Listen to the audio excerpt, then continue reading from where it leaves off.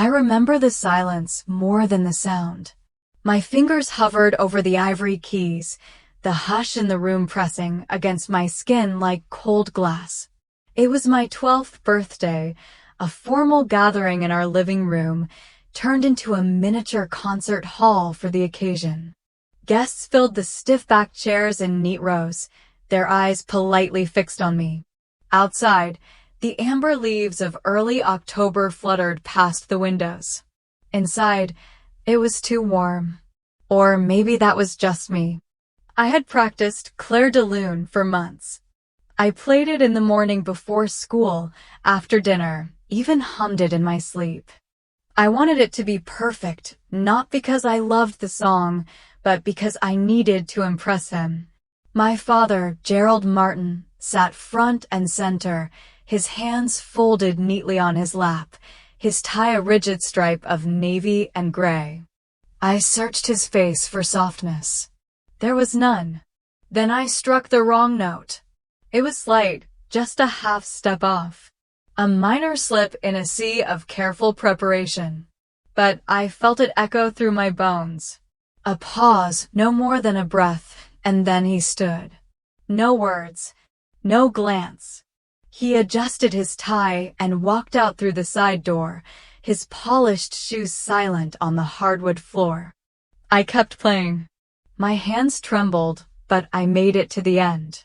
The room offered a smattering of applause, uncertain and restrained. I bowed, not out of pride, but because that was what was expected. Afterward, my mother, Margaret, pulled me into the hallway and wrapped her arms around me. She smelled faintly of lavender and the lemon cleaner she used on Sundays.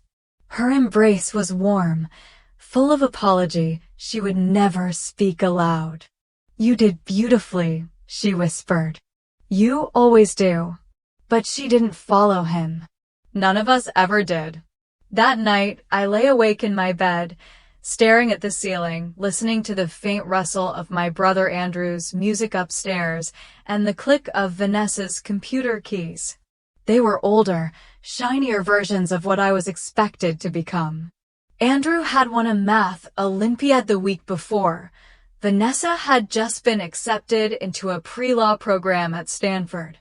I was the youngest, the artist, the one who liked books more than spreadsheets.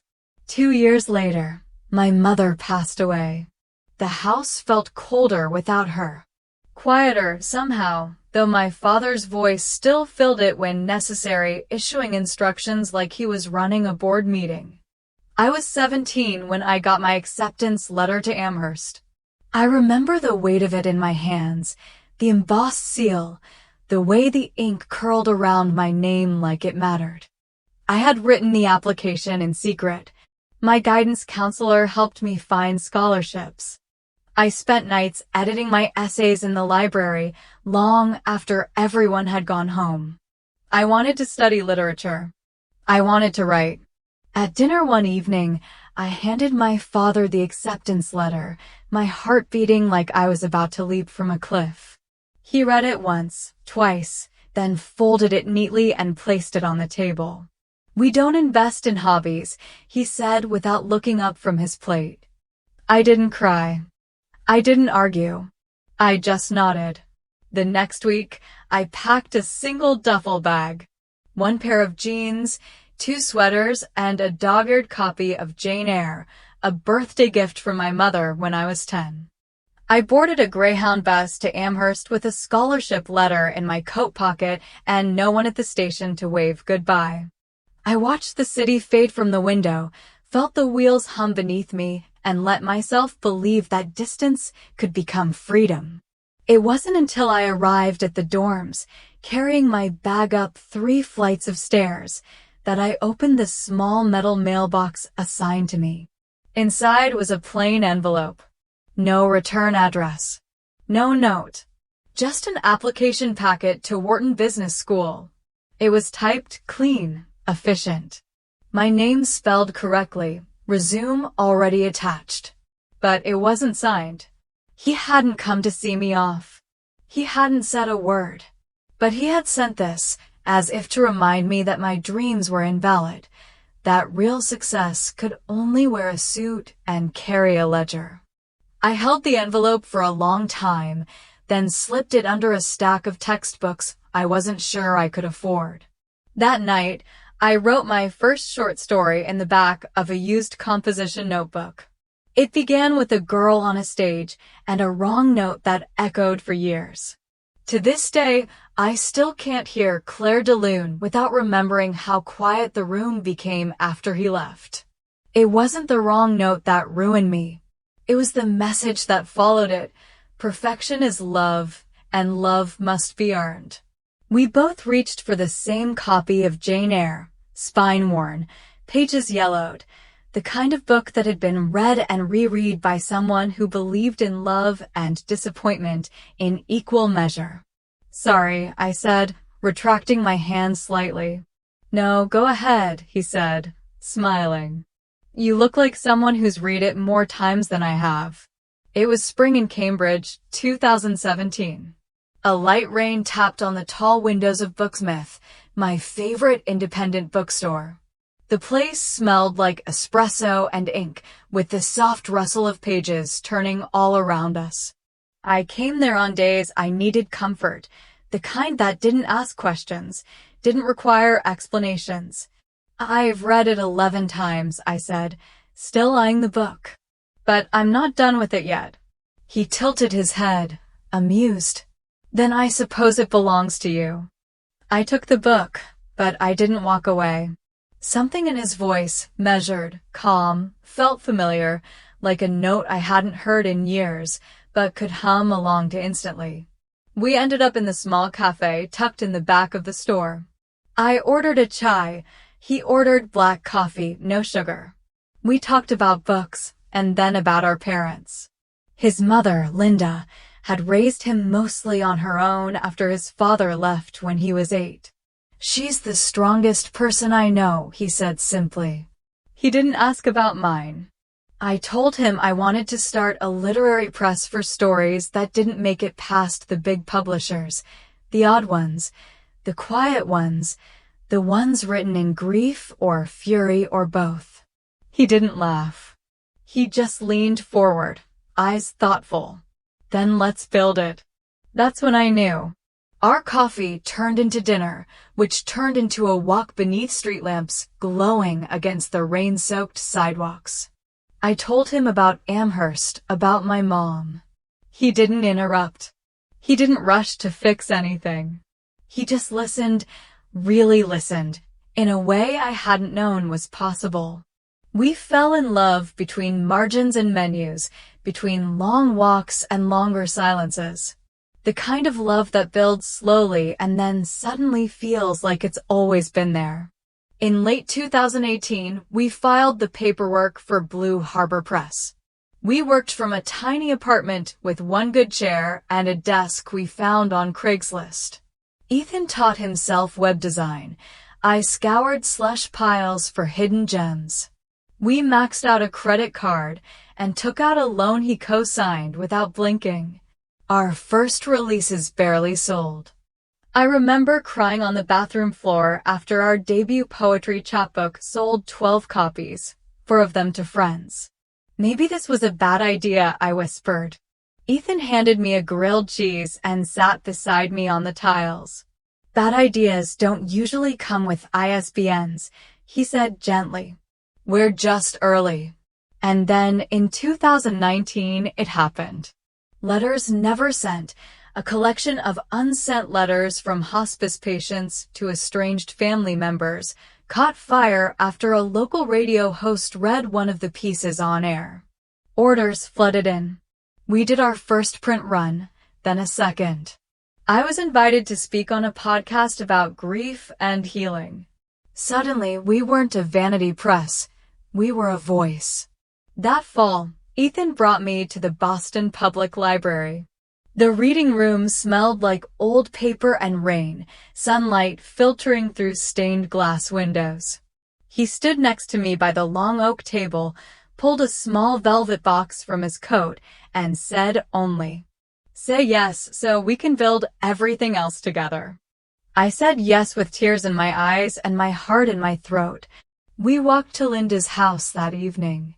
She cried more than I did, hugging me like I was something she had prayed for. She gave me a small pendant engraved with the word home. And it felt, for the first time, like maybe I had one. We started planning a small wedding, nothing big, just friends and found family, paper invitations and wildflowers, and maybe a jazz trio, if the budget allowed. We sent out invitations to everyone we loved, and everyone we thought might still love us. One came back in the mail a week later. The envelope was torn slightly at the corner. My handwriting stared back at me, neatly addressed to Gerald Martin. The post office stamp in red ink declared its verdict in quiet, capital letters. I stood in the kitchen holding the envelope for a long time. Ethan said nothing at first. Then he walked over, took it from my hand, and placed it gently in the trash. "That's not the home we're building," he said. I nodded, but somewhere in my chest, something tightened anyway. Ethan believed in me before I believed in myself. That kind of love doesn't shout. It builds. It shows up. It stays. The envelope was ivory, thick, and pressed with a wax seal bearing the initials GM, my father's signature in old-world arrogance. For a moment, I thought it had been delivered to the wrong apartment. It sat on our coffee table like it didn't belong among the dog-eared books, Ethan's sketchpad, and my half-drunk cup of tea. I stared at it for nearly 5 minutes before I picked it up. Inside, a formal invitation.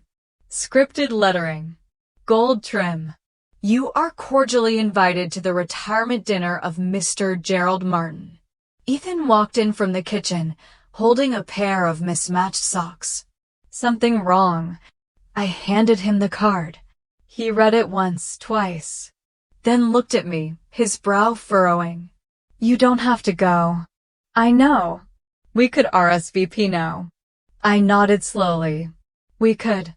He didn't press further, just set the socks down and sat beside me. That was the thing about Ethan. He never tried to protect me from my past. He trusted me to know when I was ready to face it. That night, I called Julia, my boss at the press. "What would you do if your father invited you to his retirement party after ignoring your wedding, your book launch, and 5 years of your life?" She didn't miss a beat. "Depends. Do you want closure or a stomachache?" "I'm not sure." "Well, if you go, wear something fabulous. And eat before you arrive, just in case the food's pretentious." I laughed for the first time that day. But underneath it, something gnawed at me. Maybe I was hoping this meant something. Maybe I thought a lifetime of withheld affection could be resolved with a plate of steak and a short speech. I made an appointment with Dr. Waters the next day. "You know," she said, crossing one leg over the other, "closure isn't something people give. It's something you build." I chewed on that for days. I bought a navy blue dress. It had sleeves and a quiet elegance to it, something that didn't shout but didn't apologize either. I practiced small talk in the mirror, trying to sound breezy and unaffected. Publishing's been good. We've got 3 titles in local bookstores. Ethan's consulting now. We love the city. No kids yet. The night of the dinner, Boston carried the early bite of winter. The streets were glossy with leftover rain, and the streetlights reflected on the sidewalks like spilled honey. Ethan wore his charcoal blazer, and I pinned my mother's silver brooch to my coat before we left. The Hawthorne Hotel stood regal and cold. Marble floors, chandelier light bouncing off polished surfaces. A string quartet played something that sounded expensive. We checked in at the front desk, and the hostess scanned her list. "Martin, Rachel, and Ethan. Table 12, she said, her voice smooth but indifferent. We followed the small placard signs around the ballroom. Tables 1 through 5 were near the podium. Table 12 was in the back, by the hallway to the restrooms. I tried not to feel it, but I felt it. Gerald was already making rounds. His silver hair was neatly parted, his suit pressed to perfection. He laughed that laugh I knew too well, the one that sounded authentic but stopped just short of his eyes. I caught pieces of conversations. Andrew's with BlackRock now. Yes, just moved to New York. Vanessa's running strategy at a biotech firm in Palo Alto. Then, softly, from across the table, Rachel always had her head in the clouds, publishing little books or something. I froze. I wasn't even sure who said it. Maybe him, maybe one of his colleagues. But I knew the tone. I had lived in that tone my whole life. Ethan reached for my hand under the table. His fingers were steady warm. "Wanna leave?" he whispered. "No," I said, barely audible. "Not yet." Dinner was served, some kind of rosemary chicken over wild rice, plated with artistic precision and zero warmth. I pushed it around with my fork, smiling when necessary, nodding when prompted. Then, somewhere during dessert, as the string quartet shifted into something more celebratory, a woman leaned toward me. I didn't recognize her, maybe a former secretary or a family friend from years past. Her lipstick was the color of Cabernet. "Try not to embarrass him tonight," she said, sotto voce. "He's worked very hard." I blinked. I wanted to ask her to repeat it. I wanted to believe I had misheard. But I hadn't. She smiled tightly and turned her attention back to the podium, where someone was preparing to introduce Gerald for his closing speech. I felt something inside me splinter, quietly, efficiently. Ethan looked at me again, but I shook my head. I wasn't ready to leave. Not yet. They always made me feel like silence was grace. Like swallowing pain made me noble. But nobility is overrated when you're always seated at table 12. "You can leave," my father said. He didn't raise his voice. He didn't need to. That was the thing with Gerald Martin. He could gut you with a whisper. I was halfway through a glass of white wine, my fork resting beside an untouched fillet of salmon, when he leaned slightly toward me. His voice was low, even, and terrifyingly calm. "If this is uncomfortable for you," he added, with the faintest edge of disdain, "no one's stopping you." Just like that recital when I was 12. Except this time, I wasn't 12. And I wasn't alone. Earlier in the evening, I'd done everything right. I wore the right dress. I smiled through the awkward greetings. I answered questions from old family acquaintances like I belonged there. I nodded politely when guests told me how much they admired Andrew's hedge fund or Vanessa's biotech patents. Gerald's retirement dinner was everything you'd expect. Ballroom grandeur, gold-trimmed ceilings, 150 guests who smelled like prestige. Catered buffet with crab cakes and duck confit. White glove servers, clinking glasses, and a jazz trio playing near the bar. Everything choreographed. Everything performative. He took the stage just after dessert, stepping up to the microphone like a man accepting an award he'd always believed he deserved. The crowd hushed. I felt Ethan shift beside me at table 12, still in the back, near the hallway to the restrooms, our exile neatly maintained. "Thank you all for being here," Gerald began, his tone proud and deliberate. 35 years in this business, it's been a long journey. But tonight, I want to talk about legacy. He looked to Andrew and Vanessa, seated at a table near the front. "My children," he said, with the kind of warmth he reserved for networking events and charity galas. Andrew, who's now managing partner at BlackRock. Vanessa, trailblazer in biotech, saving lives every day. I couldn't be more proud. Polite applause. Then the pause. The slight turn of his head, eyes grazing past me like I was air. And of course, he added, Rachel always had her head in the clouds. Publishing little books or something. Laughter. Tight. Controlled. It wasn't the words that cut. It was the dismissiveness. The knowing smirk. Like I was a footnote in his resume. I sat frozen. My chest constricted. My hands itched to do something: clench, throw, run. But I stayed seated, spine straight, the way my mother used to sit at these functions when her back was aching and her smile was a shield. As the speech ended and people stood to toast, Gerald made his way down the row of tables, accepting handshakes and compliments. When he reached me, he didn't pause. Just leaned slightly, delivered his line, "You can leave," and kept walking. Shame burned my skin. I was 30, married, a business owner, a woman who had survived loss and built something from nothing. And still, with 6 words, he'd managed to reduce me to that trembling 12-year-old at the piano. Before I could form a response, I heard a quiet clink. Ethan was standing. He had tapped his spoon gently against his wine glass. The sound was soft, but distinct enough to cut through the chatter. Heads turned. I felt my stomach lurch. He looked at me first. Just for a second. Then he faced the room. "I'd like to say something," he said. Calm. Measured.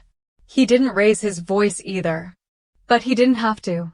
"My name is Ethan Taylor. I'm Rachel's husband. And tonight, while we're celebrating legacies, I'd like to acknowledge one that often goes unseen." A hush fell over the room. Even the jazz trio had stopped. "Rachel," he continued, "is the founder of Blue Harbor Press.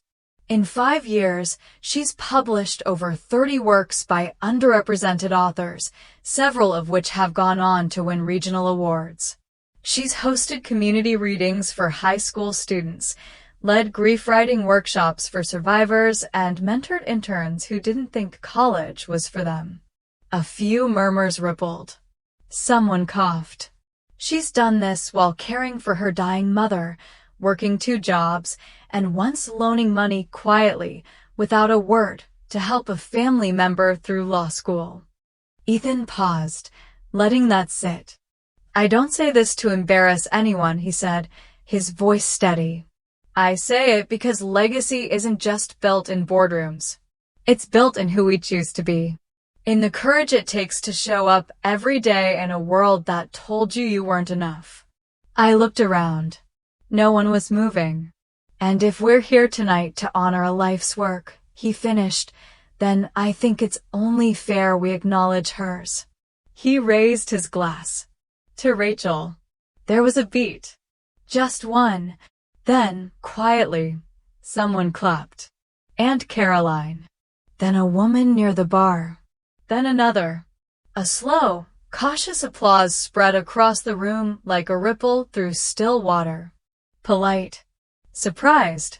Not everyone joined. But enough did. Ethan turned to me and extended his hand. "Let's go," he said. I didn't hesitate.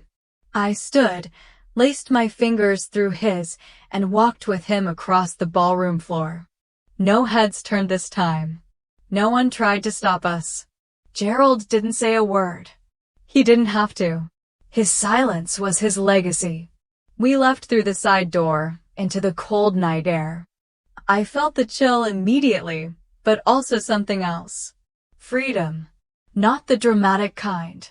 Not the type you announce with slammed doors and shouted words. The kind you choose. The kind you walk into, head held high, with someone beside you who knows your worth, even when others never tried to. Some exits aren't escapes.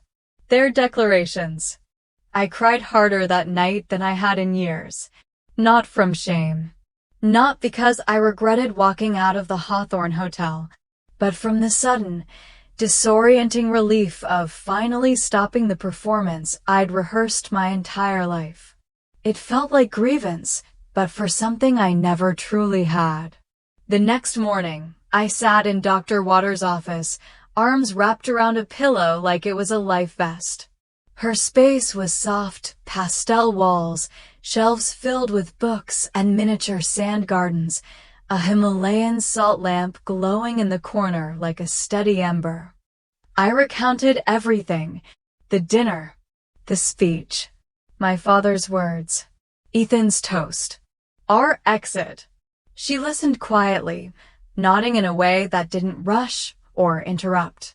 When I finally fell silent, she said, "You grieved something real, but not recent. You grieved the version of your father you were taught to hope for." I nodded, eyes burning. "And he's never coming." "No," she agreed. "But you're starting to understand the difference between withholding love and conditional love. What he offered you, when he did, was always a transaction." I exhaled. That was the moment something in me shifted. Over the next few weeks, I started writing letters. Not ones I'd send. That wasn't the point. But I needed to let the words live somewhere outside of my ribs. "Dear Dad, you missed my wedding. You missed my books. You missed me. Dear 12-year-old Rachel, you did your best. A wrong note doesn't make you wrong." I'd light a candle, right until the ink smudged under my fingers, and then tuck the letters into an old shoebox I kept in my nightstand. It wasn't closure, but it was acknowledgement. One evening in early June, I was reading submissions on the couch when Ethan handed me his phone. "Andrew called," he said, almost gently. I blinked. "Andrew?" He nodded. "Left a voicemail. Said he wanted to talk." Part of me didn't want to listen, but I did. "Hey, Rachel," he started. I just wanted to say, I saw the toast. I was there. And I should have said something sooner. About Dad. About everything. I guess I just didn't know how. But I'm sorry. It wasn't detailed. It wasn't enough. But it was more than I ever expected. Later that week, I called Dr. Waters and told her about it. I didn't feel anger, I said, surprised at myself. Just tired. "Because forgiveness," she replied, "isn't always about reconciliation. Sometimes it's about freeing yourself from the weight of waiting." By August, the air in Boston was thick with humidity and book launch stress. Ethan had just finished a short-term consulting contract when a firm in Portland reached out with an offer, one that would give him more flexibility and let me keep working remotely. He brought it up over brunch. "I know it's far," he said, carefully buttering a piece of toast. "But it's quieter, greener, slower." I stirred my coffee. "You think we could start over there?" "Not start over," he said. "Start forward." That night, we made lists. Pros, cons, logistics. By September, we'd put in notice for the lease. The bookstore down the street gave me a discount on moving boxes. Still, something unfinished tugged at me. One snowy evening in December, I walked into the spare room we barely used. Just bookshelves and the old upright piano I hadn't touched in years. I lifted the cover. The keys were slightly dusty, a few out of tune. But I sat down anyway. My fingers hesitated. Then, slowly, I began to play. Claire de Lune. This time, all the way through. No wrong notes. No audience. Just me in a dim room, while snow drifted gently outside the window like forgiveness falling in slow motion. When I finished, I didn't cry. I just closed the piano, turned off the light, and went to bed. The next morning, there was an email in my inbox. Subject line, Gerald Martin, health update. It was from Vanessa. Dad had a mild stroke, it read. He's stable, recovering, resting at home. No mention of wanting to see me. No invitation. No apology. I stared at the screen. Ethan walked in with 2 mugs of coffee. Bad news. I shook my head. No. Just familiar. He kissed my temple. We still leaving Thursday? Yeah, I said quietly. We are. Healing doesn't mean the past stops echoing. It means you stop living in the room where it was loudest. We arrived in Portland with one cracked photo frame, one espresso machine, and a daughter on the way. The moving truck was late. The Wi-Fi didn't work for 3 days. And the lavender bush by the front porch had been flattened by the previous tenant's recycling bin. But the morning sun spilled through the kitchen windows just right, and when Ethan brewed coffee in our chipped French press, it tasted like starting over. I used to think healing meant going back, retracing steps, reopening doors, begging for closure like it was owed. Turns out it meant moving forward. Without permission. The house was a small, craftsman-style fixer-upper on a quiet street lined with trees that turned golden in October and stayed bare through February. Ethan painted the nursery walls a soft sage green. I unpacked our books first. Always the books. Then baby clothes and photos that didn't sting when I looked at them. We named her Lily Hope Taylor. Born July 3rd, 2024, at 2:16 a.m., after 16 hours of labor and one perfectly timed contraction during the hospital's 4th of July fire drill. When they placed her in my arms, I felt something in me open. Not the kind of opening that aches. The kind that breathes. She was small, tiny really, but she looked up at me with furrowed brows like she already had questions about the world. And I whispered to her, "It's okay. You don't need to be perfect here." A week after Lily came home, Linda arrived with homemade raspberry jam and 3 frozen casseroles. She held Lily for 2 hours straight, humming songs from the 70s and telling stories about Ethan's childhood mishaps with Legos and lawn sprinklers. "She's going to be loved so well," Linda said softly, rocking Lily as if she'd been waiting her whole life for that moment. "You already are." One morning, in the midst of baby bottles and editorial deadlines, I gave a talk at a local literary event. The folding chairs were squeaky, the air conditioning too cold, but the audience leaned in when I read aloud from our new memoir collection, Daughters Who Stayed. It was a project I'd dreamed of for years. First-person stories from women who stayed in their stories, who didn't run, even when the silence screamed. Women who redefined love, who found voice in places that tried to erase them. "We don't always get the apology," I told the room, "but we can still tell the truth." After the talk, a woman in the back approached me, eyes damp.